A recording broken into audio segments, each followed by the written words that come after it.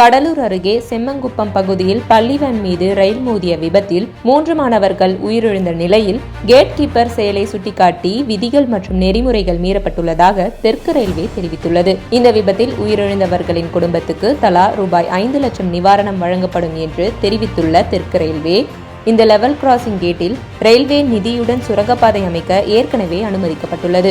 ஆனால் கடந்த ஓராண்டாக மாவட்ட ஆட்சியர் அதற்கான அனுமதியை வழங்கவில்லை என்று குற்றம் சாட்டியுள்ளது.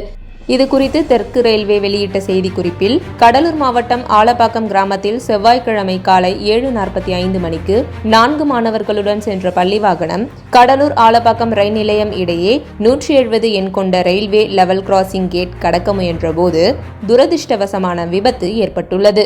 விழுப்புரம் மயிலாடுதுறை பாசஞ்சர் ரயில் லெவல் கிராசிங் கேட்டை கடக்க முயன்ற பள்ளி வேன் மீது மோதியது. இந்த விபத்தில் 3 மாணவர்கள் உயிரிழந்தனர். ஒரு மாணவர், ஓட்டுநர் காயத்துடன் மருத்துவமனையில் சிகிச்சை பெறுகின்றனர்.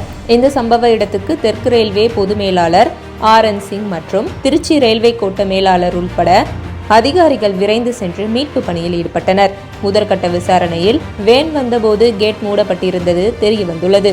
இருப்பினும் பள்ளியை அடைவதில் ஏற்படும் தாமதத்தை தவிர்க்க வேன் கேட்டை கடக்க அனுமதிக்குமாறு வேன் ஓட்டுநர் வலியுறுத்தினார். இது கேட் கீப்பரால் தவறாக அனுமதிக்கப்பட்டது. அதாவது விதிகள் மற்றும் நெறிமுறைகள் மீறப்பட்டுள்ளது.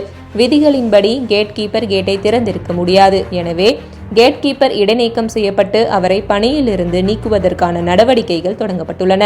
மேலும் இந்த குற்றவியல் அலட்சியத்துக்காக அவர் மீது வழக்கு பதிந்து கேட் கீப்பர் கைது செய்யப்பட்டுள்ளார். இந்த லெவல் கிராசிங் கேட்டில் தெற்கு ரயில்வேயால் முழு ரயில்வே நிதியுதவியுடன் ஒரு சுரங்கப்பாதைக்கு ஏற்கனவே அனுமதிக்கப்பட்டுள்ளது.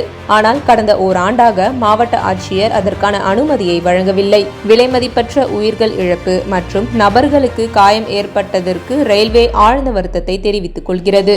மேலும் இந்த துரதிருஷ்டவசமான சம்பவத்துக்கு மன்னிப்பு கேட்டுக்கொள்கிறது. இந்த விபத்தில் உயிரிழந்தவர்கள் குடும்பத்துக்கு தலா ரூபாய் 5 லட்சமும், படுகாயமடைந்தவர்களின் குடும்பத்திற்கு ரூபாய் 2.5 லட்சமும், காயமடைந்த மற்றவர்களுக்கு ரூபாய் 50,000 நிவாரணமும் ரயில்வே மூலமாக வழங்கப்படும் என்று தெற்கு ரயில்வே தெரிவித்துள்ளது.